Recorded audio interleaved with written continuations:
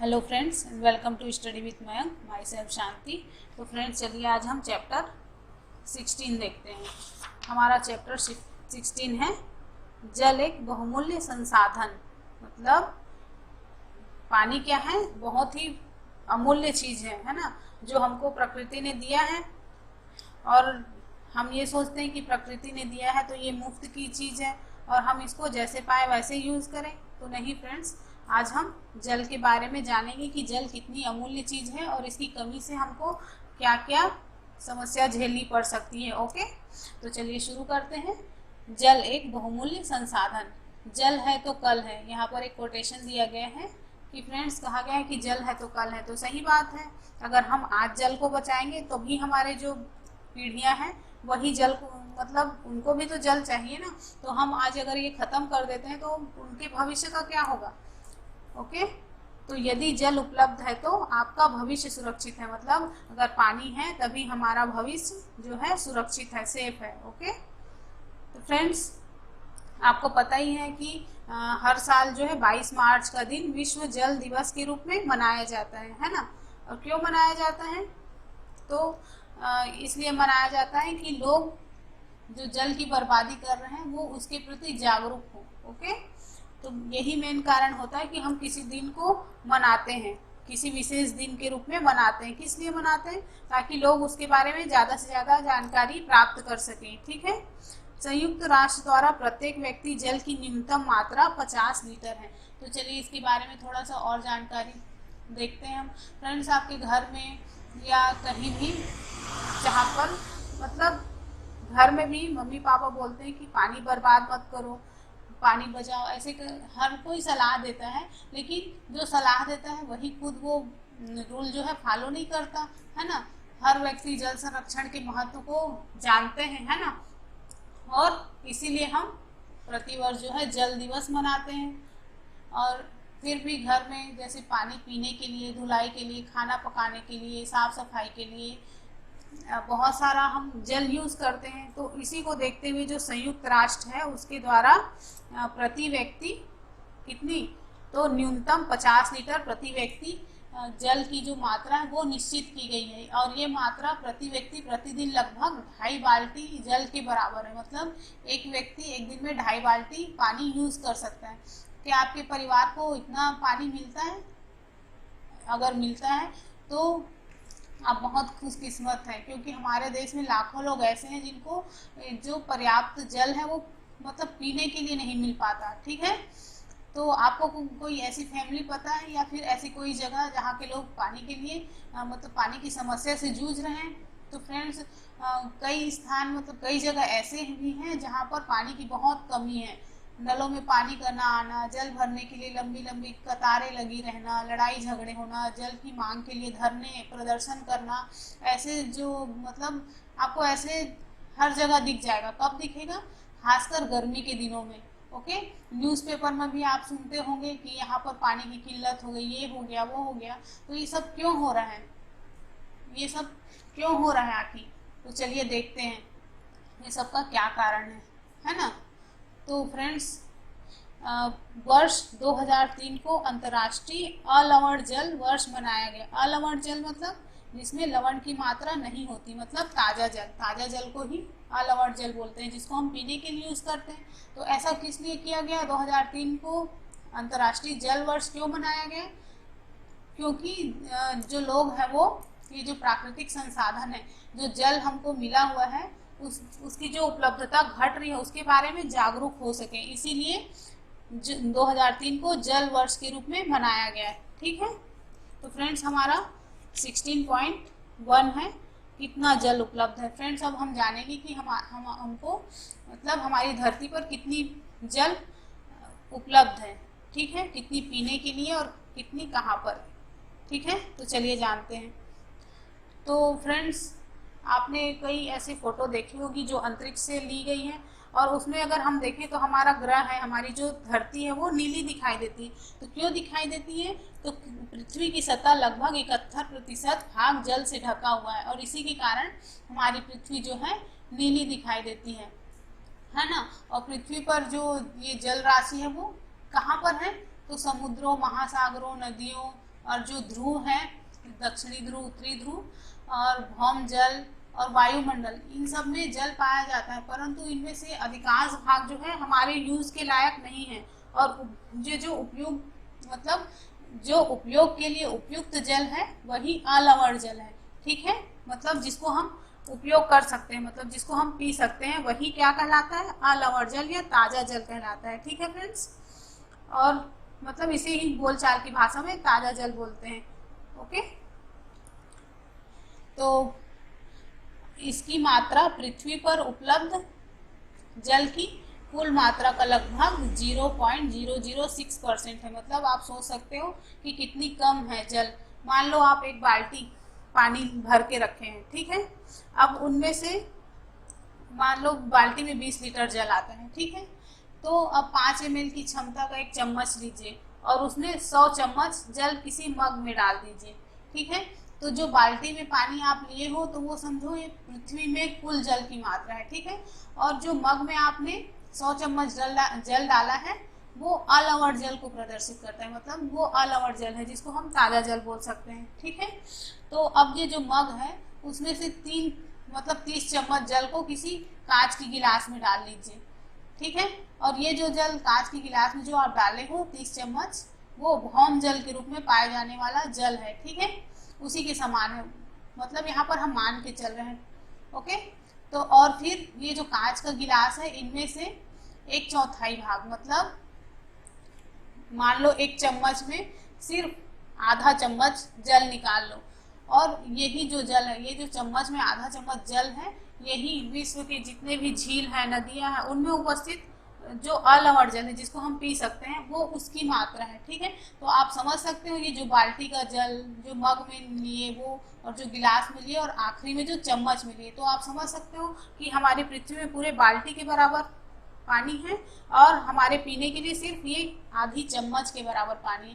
तो आप समझ सकते हो कि हमारे लिए मतलब पीने की पानी की कितनी समस्या हो सकती है अगर हम दिमाग से यूज ना करें पानी को। ओके, तो फ्रेंड्स, हम में से कई लोग तो ऐसे मानते हैं कि जल बहुत बहुत ज़्यादा है, असीमित है ना, असीमित संसाधन के रूप में जानते हैं। लेकिन आपको पता है कि हमारे जो जो मैंने अभी जो बताया आपको बाल्टी और चम्मच, तो इससे हम जान सकते हैं कि हमारे पास कितनी कम पानी है। तो आपको थोड़ी बहुत चिंता हुई पानी के बारे में, तो सोचती हूँ शायद आप अब से कम पानी यूज़ करने की सोचोगे। अब हमारा है 16.2 जल की अवस्थाएं। फ्रेंड्स, आपको डर है कि जो पानी है अगर उसका इसी तरह से उपयोग करते रहें तो एक दिन ये जो जल है मतलब पानी है वो ख़त्म हो जाएगी। तो आप जानते हो कि ये जो जल है वो किस प्रक्रम के द्वारा पृथ्वी पर आती है। तो हमने जो पढ़ा था लास्ट चैप्टर में जल चक्र, तो जो कई प्राकृतिक प्रक्रम है जिसके द्वारा ये जो जल है वो पृथ्वी में निरंतर इसकी उपलब्धता बनी हुई है, करोड़ों वर्षों से पानी उसी तरह से बना हुआ है, और ये सब प्रक्रम सम्मिलित रूप से मतलब एक साथ मिला के इसी को जल चक्र कहते हैं। ठीक है, यही जल चक्र का निर्माण करते हैं, जैसे कि हमने क्लास 6 के चैप्टर में पढ़ा था, जल वाले चैप्टर में, है ना। तो आप जानते हो कि ये जल चक्र जो है उसके द्वारा जो पानी है वो 3 अवस्थाओं में मिलती है हमको, ठोस, द्रव और गैस। ओके, तो जल 3 अवस्थाओं में पाया जाता है, ठोस, द्रव और वाष्प। तो द्रव के रूप में कहाँ पर मिलेगा, तो महासागरों का जो जल है, झील और नदियों का जो जल है, और भौम जल, तो ये सब क्या है, ये द्रव रूप में हमको प्राप्त होते हैं। और ठोस की अवस्था में हमको जो हिम के रूप में, जिसको बर्फ बोला जाता है, तो ध्रुवों पर जो बर्फ जमी हुई है, छत्रक, बर्फ छत्रक होता है। हिम नदों मतलब ग्लेशियर, ग्लेशियर के रूप में बहुत सारी जल की मात्रा जो है जमी हुई है। ठीक है, और ये भी हमारे यूज के लायक नहीं होती। और तीसरा है गैसीय अवस्था, मतलब वायु में उपस्थित जल वाष्प के रूप में। ठीक है फ्रेंड्स, तो मतलब हमारे आसपास वायु में भी जल उपस्थित है, हमने ये भी पढ़ा था। तो जल का उसकी ये तीनों अवस्थाओं के बीच में चक्रण होते रहता है, मतलब जल चक्र चलता रहता है, और पृथ्वी पर जो जल की मात्रा है वो इसी तरह से स्थिर बनी रहती है। ओके, जबकि हम जो मनुष्य हैं, मानव जनसंख्या है, और जो सभी जीव जंतु हैं वो जल का उपयोग करते रहते हैं, है ना। फिर भी इसकी जो मतलब मात्रा है वो सीमित बनी हुई है। किस कारण से बनी हुई है? तो जल चक्र के द्वारा ही बनी हुई है, ठीक है। और फिर भी विश्व के अनेक भागों में उपयोग योग्य जल की कमी है। सही बात है ना। कई जगहों पर पानी की बहुत ज़्यादा कमी है। तो चलिए आगे देखते हैं। नेक्स्ट है 16.3 जल का एक महत्वपूर्ण स्रोत भौम जल। फ्रेंड्स अब हम देखेंगे कि ये भौम जल क्या होता है, ठीक है। तो फ्रेंड्स कई जो शहर हैं या नगर हैं उनमें जल की आपूर्ति की व्यवस्था नहीं होती, और जो नगरीय निकाय हैं वो मतलब पानी की व्यवस्था करते हैं, पर कैसे करते हैं? तो जल को किसी आसपास की झील, नदी या तालाब या कुओं से लाया जाता है। और जल की आपूर्ति किससे करते हैं? तो पाइप के द्वारा, जो पाइप बिछाए जाते हैं उसके द्वारा की जाती है। पर जो ग्रामीण इलाके में है, जो गांव में जो लोग रहते हैं, वो लोग इसकी आपूर्ति कैसे करते हैं? तो उनके यहाँ तो पाइपलाइंस नहीं बिछी होती, तो वहाँ के लोग उनको जो जल स्रोत है उसे सीधे ही प्राप्त करते हैं, ठीक है। और जो गांव की महिलाएं हैं वो बच्चों को साथ लेकर पानी भरने के लिए पैदल बहुत दूर दूर तक, कई किलोमीटर तक उनको जाना पड़ता है। और इस तरह से जो बच्चे हैं उनके ऊपर, मतलब महिलाओं के ऊपर और बच्चों के ऊपर जो घर के काम का बोझ है, उसके साथ ये पानी का लाने का भी एक काम और बढ़ जाता है ना। और जो बच्चे मतलब स्कूल जाने लायक होते हैं वो भी पानी लाने के काम में ही लगे रहते हैं और स्कूल नहीं जा पाते, ठीक है। और इस तरह से उनका बहुत सारा जो समय है वो वेस्ट होता है। तो फ्रेंड्स हमारी बहुत बड़ी जनसंख्या का एक मतलब बहुत बड़ा भाग जो है वो जल का मतलब जल के लिए कुआं, नलकूप और हैंडपंप से भी यूज करते हैं बहुत सारे लोग। और जो ये नलकूप या जो नल वगैरह हैं वो सब किस रूप में हमको प्राप्त होते हैं? तो वो सब जो भौम जल है वही हमको नलकूपों के द्वारा प्राप्त होता है। तो फ्रेंड्स अगर हम मान लो किसी तालाब या किसी जलाशय के आसपास की भूमि को खोदें तो वहाँ पर हमें जो मिट्टी है वो नम मिलती है। तो नम क्यों मिलती है? क्योंकि वहाँ पर आर्द्रता अधिक होती है, वहाँ पर जो भूमिगत जल है उसकी उपस्थिति होती है ना। और यदि हम उसको और गहराई तक खोदते चले जाएं तो हमको मतलब हम उस स्तर तक पहुँच जाएंगे जहाँ पर मिट्टी के बीच में पानी होती है ना, या फिर चट्टानों के बीच में पानी होती है। और जो इसी परत है मृदा के करों के बीच स्थानों में जल भरे होते हैं और चट्टानों के बीच के स्थान जल से भरे होते हैं। इस परत की ऊपरी सीमा भौम स्तर कहलाती है। तो फ्रेंड्स यही जो स्तर है जहाँ तक हम खोदते खोदते पहुँच गए हैं तो वही क्या कहलाती है? भौम जल स्तर कहलाती है, ठीक है। और भौम जल स्तर मतलब अलग अलग जगहों पर अलग अलग प्रकार की अलग अलग मतलब गहराई पर मिल सकती है। और मतलब किसी भी दिए गए जगह मतलब किसी भी जगह में कहीं पर बहुत गहरे में पानी निकलता है तो कहीं बिल्कुल थोड़े से खोदने पर ही निकल जाता है, ठीक है। तो भौम जल स्तर 1 मीटर से भी कम गहराई पर हो सकता है या भूमि में बहुत कई मीटर नीचे भी हो सकता है, कई फीट नीचे हो सकता है, ठीक है। तो भौम जल स्तर के नीचे पाया जाने वाला जल भौम जल कहलाता है। ओके फ्रेंड्स, तो जो हमने मृदा वाले चैप्टर में पढ़ा था कि जो मिट्टी है वो अलग अलग स्तरों में बटी होती है, तो इसी तरह से हम नीचे अगर जाते जाएं तो हम भौम जल स्तर तक पहुंच जाएंगे और यहाँ पर जो जल पाया जाएगा वही भौम जल कहलाता है, ठीक है। भूमि में जल का रिसाव अंतः स्यंदन कहलाता है। फ्रेंड्स अब अंतः स्यंदन ये क्या है इसको जानते हैं। तो जो वर्षा का जल है या जो और भी जैसे स्रोत है, नदी है, तालाब है और है ना, तो उनसे जो जल है वो मिट्टी में से रिस कर भूमि के नीचे गहराई में ऐसे खाली जगहों या दरारों में भर जाती है, ठीक है। तो भूमि में जल का रिसाव अंतः स्यंदन कहलाता है। और जो दरार है उसमें ये जल भर जाते हैं और यही क्या कहलाते हैं? अंतः स्यंदन कहलाता है, ठीक है। भूमि जल का जो रिसाव होता है उसी को अंतः स्यंदन कहते हैं। और इस प्रक्रम के द्वारा जो उपयोग किए जा चुके जो भौम जल हैं, मतलब जो हमने नलकूपों या हैंडपंप के द्वारा निकाल लिया है उसकी पुनः पूर्ति हो जाती है, मतलब फिर से उसमें जल भर जाते हैं। और कुछ जो रिक्त स्थान है भौम जल के नीचे कठोर जो चट्टान है उनकी परतों के बीच में भी पानी प्रेजेंट होता है, तो इसको क्या कहते हैं? तो कुछ स्थानों पर भौम जल स्तर के नीचे स्थिर कठोर शैलों की परतों के बीच भौम जल संचित हो जाता है। इस प्रकार संचित भौम जल के भंडारों को जल भर कहते हैं। ठीक है, मतलब जो पत्थरों के बीच में, शैलों के बीच में, चट्टानों के बीच में जो जल होती है उसको जल भर कहेंगे। ठीक है, और जल भरों के जल को नलकूपों अथवा हैंड पंपों के द्वारा निकाला जाता है। और यही जो जल भरे हुए होते हैं चट्टानों के बीच में, जिसको हम हैंड पंप के द्वारा निकालते हैं। ये आप चित्र में देख रहे हो, ये एक हैंड पंप है और ये भौम जल है, मतलब जो जमीन के नीचे जो जल है रिस कर गई है वही भौम जल है। ये नदी और झील के जल हैं, और जो बिल्कुल नीचे स्तर पर जो चट्टानों के बीच में जल भरी होती है उसको जल भर कहते हैं। ठीक है, और बारिश के द्वारा इसकी पुनः पूर्ति हो जाती है। ठीक है फ्रेंड्स, तो चलिए आगे और देखते हैं। हमारा नेक्स्ट है 16.4 भौम जल स्तर का अपक्षय।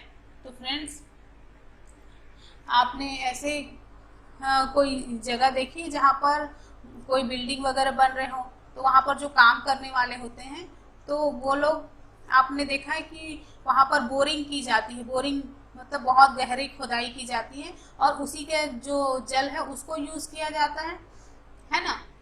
तो ये जो पानी निकाली जाती है उसके लिए बहुत गहरी खुदाई करनी पड़ती है, और उससे जो है हम मतलब रेगुलरली उससे पानी निकाल सकते हैं। और ऐसा करने पर हम क्या करते हैं, तो जो भौम जल का स्तर है वो काफ़ी नीचे चला जाता है। ओके फ्रेंड्स, तो चलिए देखते हैं कि भौम जल स्तर का अवक्षय क्या होता है। तो यही अवक्षय है, मतलब जो भौम जल का स्तर है वो काफ़ी नीचे चला जाता है।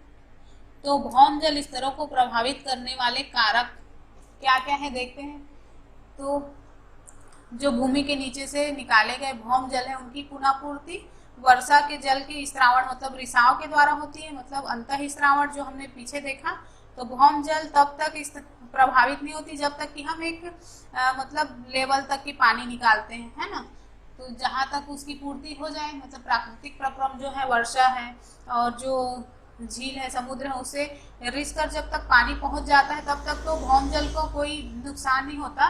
लेकिन फिर भी जल की जो पर्याप्त रूप से पुनः पूर्ति नहीं हो पाती, तो भौम जल का स्तर है जो नीचे गिर जाता है। और ऐसा कई कारणों से हो सकता है, जैसे कि जनसंख्या में वृद्धि, औद्योगिक और कृषि गतिविधियां, भौम जल स्तर को प्रभावित करने वाले और कुछ कारक हैं, जैसे कि अल्प वर्षा मतलब बारिश कम होना, है ना।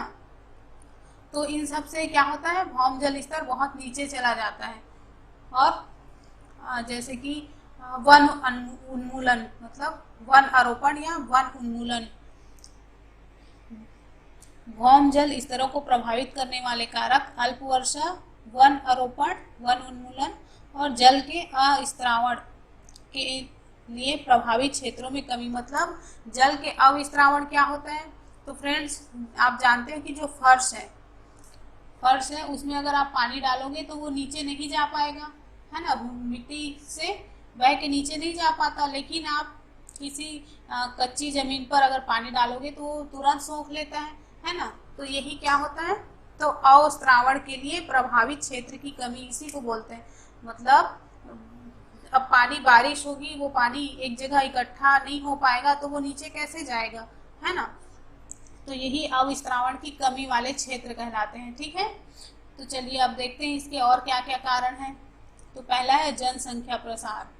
तो जनसंख्या बढ़ने से जो भवन है, दुकान है, कार्यालय है, सड़क के निर्माण हो रहे हैं, सबकी मांग बढ़ती जा रही है। और इसमें मतलब जो कृषि के लिए जो जमीन है, उद्यान और खेल के मैदान जैसे खुले क्षेत्र हैं, इसमें भी कमी आ रही है ना, क्योंकि सारे जगहों पर तो बिल्डिंगें बन गई हैं। तो इस कारण जो भूमि है उसमें वर्षा के जल का अविस्त्रावण, जो मैंने ऊपर बताया, ये जो अविस्त्रावण बताया, उसके दर में कमी हो जाती है। और यदि ये जो खुले क्षेत्र हैं इसी तरह से इसमें कमी होती रही तो क्या परिणाम होगा। तो मैंने जैसे बताया कि पक्के फर्श पर जल अविस्रावित नहीं हो पाता, और जबकि घास के मैदान, बगीचे आदि हैं तो इनमें जल जो है नीचे चला जाता है। और यही नहीं रहेंगे तो फिर पानी नीचे कैसे जाएगा। और आप लोग जान रहे हो कि इतने सारे निर्माण कार्य हो रहे हैं बड़ी मात्रा में, तो इसकी जल की आवश्यकता होती है और इसके लिए जो भौम जल है उसी का उपयोग किया जाता है। इस तरह से एक और तो हम भौम जल का उपयोग कर रहे हैं और दूसरी ओर से इतना निर्माण कार्य कर रहे हैं, जिसके परिणाम स्वरूप ये हो रहा है कि भूमि के जल में जो अवस्त्रावण है वो बिल्कुल कम हो गई है। इसी के कारण भौम जल का जो स्तर है वो अवक्षय हो रहा है इसी का, है ना। तो जो अनेक जो शहर हैं, तो शहर में आप लोग देखोगे तो वहाँ पर तो बहुत चिंताजनक है भौम जल की स्थिति। गर्मी के दिन आते ही नलों में पानी नहीं उतरता, है ना। तो ये सब किस कारण से होता है, तो ये जनसंख्या प्रसार के कारण है एक तरह से, ठीक है। जनसंख्या के बढ़ते दबाव के कारण कृषि के लिए भौम जल का उपयोग दिन पर दिन बढ़ता जा रहा है। इसके परिणाम स्वरूप भौम जल स्तर में गिरावट आ रही है, ठीक है। अब देखते हैं दूसरा क्या है, तो बढ़ते हुए उद्योग। तो फ्रेंड्स, जल का उपयोग सभी उद्योगों में किया जाता है और हमारे उपयोग में आने वाली सारी वस्तुएं जो हैं मतलब उसके उत्पादन में जल की आवश्यकता होती है। तो उद्योगों की जो निरंतर बढ़ती जा रही संख्या है, अधिकांश उद्योगों द्वारा उपयोग किया जाने वाला जल भूमि से निकाला जाता है, ठीक है। मतलब जो जितने भी उद्योग हैं वही वो एक कारण है भूमि जल के ह्रास का, ठीक है। तो और एक कारण देखते हैं, एक कारण कृषि है। तो भारत में मतलब अधिकांश किसान जो है खेती करने के लिए, सिंचाई के लिए वर्षा पर डिपेंड रहते हैं, लेकिन कई जगहों पर नहरें और सिंचाई के साधन भी हैं और, है ना। तो ये जो सिंचाई के साधन है नहर, वो तो सब कुछ सीमित क्षेत्रों के लिए है, लेकिन कई जगह ऐसे हैं जहाँ पर नियमित वर्षा नहीं होती, है ना। और वर्षा नहीं होगी तो इनकी खेत या फसल सूख जाएंगे, तो इसके लिए किसान क्या करते हैं, तो उसके लिए भी भौम जल का ही उपयोग करना पड़ता है उनको। और जनसंख्या के जो बढ़ते दबाव हैं जिसके कारण इन सब में भौम जल के स्तर में कमी आ रही है, ठीक है। तो फ्रेंड्स, अब हम देखेंगे जल का वितरण। 16.5 जल का वितरण। फ्रेंड्स, आपको पता है कि विश्व के अलग अलग क्षेत्रों में जल का वितरण बहुत ही असमान है ना। कुछ स्थानों पर बहुत अच्छी वर्षा होती है और वहाँ पर मतलब जल से भरे हुए होते हैं, और इसके विपरीत रेगिस्तान है जहाँ पर बहुत कम वर्षा होती है। तो भारत एक बहुत बड़ा विशाल देश है जिसके सभी क्षेत्रों में एक समान रूप से वर्षा नहीं होती, सबको पता है। कुछ जगहों पर बहुत अधिक वर्षा होती है जिसकी वजह से बाढ़ वगैरह आ जाते हैं, और कुछ जगह पर बिल्कुल सूखा पड़ जाता है। तो और कहीं पर एक ही टाइम पे कहीं पर सूखा पड़ रहा है तो कहीं पे बाढ़ आ रहे हैं, तो ऐसा कंडीशन भी होता है। तो इसी को जल का वितरण मतलब अलग अलग है बोला जा सकता है। अब हमारा है 16.6 जल प्रबंधन। फ्रेंड्स, अब चलिए देखते हैं कि जल प्रबंधन के बारे में। तो आपने क्लास 6 में पढ़ा था कि मतलब जल की जो नियमित आपूर्ति है उसको पाइपों के द्वारा सुनिश्चित की जाती है ना। मतलब पाइपों के द्वारा घरों में पहुंचाया जाता है। और जब ये जो नागरिक प्राधिकरण है मतलब वो पाइप के द्वारा जल की आपूर्ति करते हैं, तो कई जगह ऐसे हैं कि मतलब पाइपों द्वारा जो जल है पहुंचाया जा रहा है उसमें कहीं कहीं रिसाव हो जाता है और बहुत भारी मात्रा में जो जल है वो पाइप से बहकर कहीं मतलब बह जाता है ना। तो ये सब जो नागरिक अधिकारी हैं उनका कर्तव्य है, उनका उत्तरदायित्व है कि ये जो बहुमूल्य जल है उसको इस तरह से व्यर्थ होने से रोके, है ना। और कुप्रबंधन मतलब जो हम इसको कुप्रबंधन ही बोल सकते हैं ना, या पानी की बर्बादी बोल सकते हैं। हम खुद भी अपने मतलब व्यक्तिगत स्तर पर हम इंडिविजुअल भी पानी को वेस्ट करते हैं, जैसे कि हम जानबूझकर या अनजाने में कभी कभी नहा रहे हैं तो पानी ज़्यादा बहा देते हैं, मंजन कर रहे हैं, कई लोग दाढ़ी बना रहे हैं और इधर नल चल रहा है, साफ सफाई के काम है। इस तरह से बहुत सारे हम खुद भी पानी को बर्बाद करते हैं। कभी कभी जो नल है उनकी टोटी जो है उससे टपकते रहता है पानी, जिससे बर्बादी होती है। और जो हम पानी उपयोग करते हैं उसकी मतलब बर्बादी से ऐसे लगता है कि जैसे भविष्य में जल की आवश्यकता ही नहीं होगी, है ना। तो ऐसा नहीं है, जब तक हमको जिंदा रहना है तब तक हमको जल की आवश्यकता तो है ही। तो फ्रेंड्स चलिए देखते हैं। वर्षा जल का उपयोग भौम जल स्तर की पुनः पूर्ति करने के लिए किया जा सकता है। इसे जल संग्रहण अथवा वर्षा जल संग्रहण कहते हैं। मतलब जो वर्षा का, बारिश का जो पानी है उसको, मतलब भूमि के जो भौम जल है उसको स्तर को बढ़ाने में किया जा सकता है। जैसे कि मैंने लास्ट चैप्टर में पढ़ाया था कि छत में जो जल आता है उसको एक पाइप के द्वारा भूमिगत एक टैंकी बनाई हुई होती है, उसमें इकट्ठा करते हैं और उसको रीयूज करते हैं पानी को। तो यही क्या कहलाता है? भौम जल संग्रहण कहलाता है। ठीक है, तो फ्रेंड्स हमारे देश में कई जगहों पर जल को इकट्ठे करने के लिए बावड़ियां बनाई जाती थी। ओके, पहले के लोग बावड़ियां वगैरह बनाए जाते थे, ये सब का चलन था। और बावड़ी में बहुत सारी मात्रा में जल इकट्ठे रहते थे और उनका रख रखाव भी पहले बहुत अच्छे तरह से, जब राजा महाराजा हुआ करते थे उस टाइम पे किया जाता था। लेकिन जैसे जैसे समय बढ़ता गया, आगे टेक्नोलॉजी आती गई, इन बावड़ियों को बंद कर दिया गया, उनका रख रखाव भी नहीं करते, उसमें गाद जमा होते गए, है ना। और फिर जल की कमी होने के कारण जो वहाँ के क्षेत्रीय लोग हैं उन्होंने फिर इस पर मतलब फिर से सोचा कि चलो बावड़ियों को ही साफ सफाई करते हैं, यही हमको पानी दे सकते हैं। तो फिर इस तरह से बावड़ियों को फिर से बनाया जा रहा है, जिससे उन स्थानों में फिर जो भौम जल स्तर है वो काफ़ी बढ़ गया है ना, और उनको पानी की कमी नहीं होती। फिर भी इसके बावजूद भी हमें जो जल का प्रबंधन है इंडिविजुअल रूप से करना चाहिए। ठीक है फ्रेंड्स, और जो मान लो आप ड्रिप सिंचाई पौधों को पानी देने की तकनीक है जो सीधे उसकी जड़ों तक पहुंचाती है। फ्रेंड्स जो किसान है वो अपने खेतों में पानी का यूज भी ये जो ड्रिप सिंचाई है उसके द्वारा कम यूज कर सकते हैं, है ना। ड्रिप सिंचाई मतलब बूंद बूंद सिंचाई करना, मतलब पानी की एक एक बूंद का यूज करना। ठीक है, इसके बारे में तो आपने सुना ही होगा कि ड्रिप सिंचाई क्या होती है। तो इसमें मतलब बिल्कुल पतली पतली पाइपें बिछी होती हैं जो पेड़ पौधों के बिल्कुल जड़ों में पानी पहुंचाती हैं। ठीक है, तो इससे बिल्कुल पौधों के जड़ में पानी पहुंचता है। ठीक है फ्रेंड्स, तो ये ड्रिप सिंचाई भी देख लिया हमने। अब आगे देखते हैं आपकी भूमिका 16.7 आपकी भूमिका। तो फ्रेंड्स हमारी भूमिका ये है कि हम पानी की बर्बादी को रोकने के लिए अपने तरफ से जो भी हो सका वो उपाय करने चाहिए, है ना। जैसे कि हम अपने जो भी घर की काम काज हैं उसमें पानी का बचत करें, जैसे नहाने के टाइम या फिर ऐसे ही फर्श की मान लो धुलाई नहीं करके घर का पोछा लगाएं। तो इस तरह से हम पानी को बचा सकते हैं खुद से। अब 16.8 है पादपों पर जल की कमी का प्रभाव। फ्रेंड्स अगर पेड़ पौधे ही नहीं होंगे तो जाहिर सी बात है कि पृथ्वी पर हरियाली लुप्त हो जाएगी, है ना। तो आपने देखा होगा कि मान लो गमले में 2 दिन 3 दिन पानी न डालें तो पेड़ मुरझा जाते हैं, सूख जाते हैं, है ना। पेड़ पौधों को भोजन तैयार करने के लिए पानी की आवश्यकता होती है ना। तो फ्रेंड्स आप कल्पना कीजिए कि अगर पेड़ पौधे ही नहीं हुए तो धरती पर जीवन भी नहीं होगा, जीवन का अंत हो सकता है।